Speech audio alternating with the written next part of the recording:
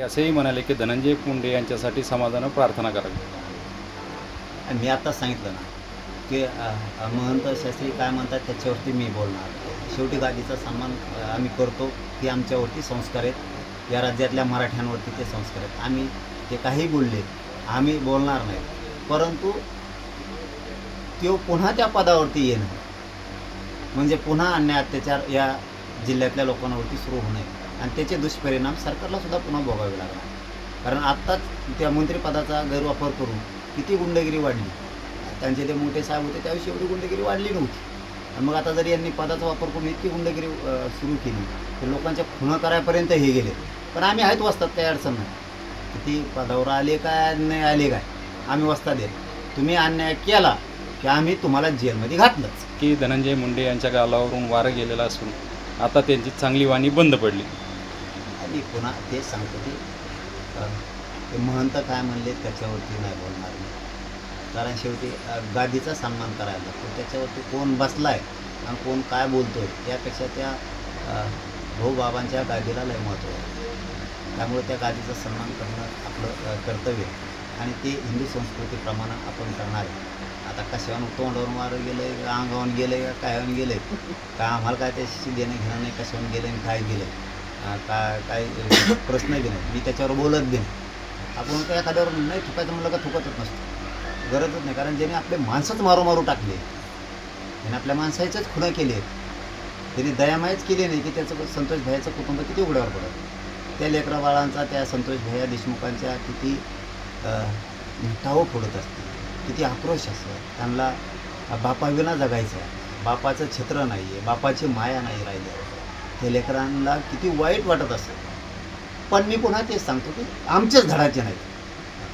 आमच्या धडा आम्ही जितकं कट्टरपणानं या समाजासाठी लढतो, समाजाचा अत्याचार झाल्यावर लढतो, तितकं कट्टरपणानं जर कोणी याच्यात हस्तक्षेप या प्रकरणात केला त्यांनीसुद्धा तसंच लढायला पाहिजे. असं बिगडी दोन तोंडी वागायला नाही पाहिजे. आणि तुम्ही अंधारात राहून काही गोष्टी जर ठरवणार असला सरकारचे प्रतिनिधी म्हणून देवेंद्र फडणवीसचं ऐकून आणि असं म्हणणार असाल की देशमुख कुटुंबाने आम्ही काही ठरून 6 आरोपी होण्याचे, मुख्य आरोपी होण्याचे आम्हीच थांबवले, तर ही राज्यासाठी खूप शोकांतिक आहे. खूप मोठा दगाफटका आहे समाजाशी. देशमुख कुटुंबाशी सुद्धा खूप मोठा दगाफटका आहे, प्रचंड मोठा दगाफटका आहे. खूप मोठी देशमुख कुटुंबाशी, मराठा समाजाशी प्रचंड मोठी ही गद्दारी. पण बघू आता, ठीक आहे, त्याने ठरवलंच तसं, पण बघू सुटल्यावर आरोपी सुटते म्हणतात ना, बघू सुटल्यावर. मी खंबीर आहे, देशमुख कुटुंबासाठी न्याय द्यायला मी खंबीर आहे. कमात आज महंत नामदेव शास्त्री असे म्हणाले की धनंजय मुंडे यांच्या बाबतीत की धनंजय मुंडे यांनी पहिल्या पदावर येऊन समाजाचं कल्याण करावं. नाही, आपण जे महंत आहेत त्यांच्याबद्दल बोलणार नाही. शेवटी काय असतं, गादीला सन्मान देणं हे गरजेचं असतं. आपण गादीला सन्मान देतो, जे धर्माला सन्मान देतो, त्यामुळे त्यांच्यावर बोलणार नाही. पण ते पूर्व पदावर पुन्हा जर आणला पदावर त्या पुन्हा त्यांच्या अजितदादांनी, तर पुन्हा गुंडगिरीच्या टोळ्या वाढणार, पुन्हा लोक मारणार, पुन्हा बीड जिल्ह्यावरती अन्याय अत्याचाराचे दिवस पुन्हा बीड जिल्ह्याला बघावे लागणार. इथून पाठीमागं कुठल्या अशा काही घटना ती करत नव्हती, त्यावेळेस काय मत नव्हतं कोणाचं.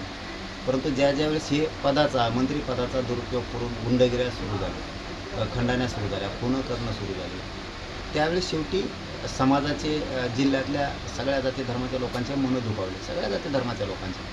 पुन्हा त्या पदावर आणून पुन्हा काय गुंडगिरीच या बीड जिल्ह्यात सुरू करायचे, पुन्हा खूनच पडले पाहिजेत का? पण जाऊ द्या, त्या विषयात मला बोलायचंच नाही. त्यांच्याविषयी मी बोलायचंसुद्धा बंद करून टाकलं आहे आता. त्याचं कारण पण तसंच आहे, आमचे धड नाहीत. सरकारनं फडणवीसांचे काही प्रतिनिधी, सरकारचे काही प्रतिनिधी अंधारातून काही पण गोष्टी ठरवतात, त्याही माहिती आम्हाला मिळाल्यात म्हणण्यापेक्षा चॅनलवरतीच ते बोलून गेले की देशमुख कुटुंबानं आणि आम्ही काही गोष्टी ठरवून जे 6 आरोपी होणार होते ते होऊ नाही द्यायचे हे आम्हीच ठरवलं. आणि तुम्ही जर असं ठरवणार असलं तर आम्ही काय इकडं म्हणून उपयोगी, याला आरोपी करा, त्याला आरोपी करा, त्याला मुख्य आरोपी करा. आमचेच लोक जर सरळ या भाषेत 6 आरोपी वाचवणार असले संतोषबाईच्या खुनामधले आणि परत असंही म्हणणार असले की देशमुख कुटुंबाचं आमचं ठरलं आहे की आता 6 आरोपी थांबू आपण करायचे आणि मग बाकीच्या लोकांनी म्हणून तरी काय उपयोग नुसता. त्यामुळे तो विषयच सोडून दिला. बघू ज्या ज्या वेळेस देशमुख कुटुंबावरती अडचण येईल आणि सुटलेच आरोपी तर त्या टायमाला दाखवा आमचा कचका काय असतो ते त्या विषयात नाही बोललं तरी चालतं आहे. कारणच तसं आहे ते बोलतानाच बोलायला जर लागली की देशमुख कुटुंबाने आणि आम्ही म्हणजे सरकारचे प्रतिनिधी म्हणतात आम्ही ठरवून 6 आरोपी होण्याचं वाचवलं तर काय बोंबलून उपयोगी इकडं बोंबलून काय उपयोगी याला 6 आरोपी करा आणि त्याला 6 आरोपी करा. त्यापेक्षा बघू जसं संकट येईल तसं आम्ही खंबीर आहेत देशमुख कुटुंबाला न्याय द्यायला. बघूया आरोपी सोडतात का कशी.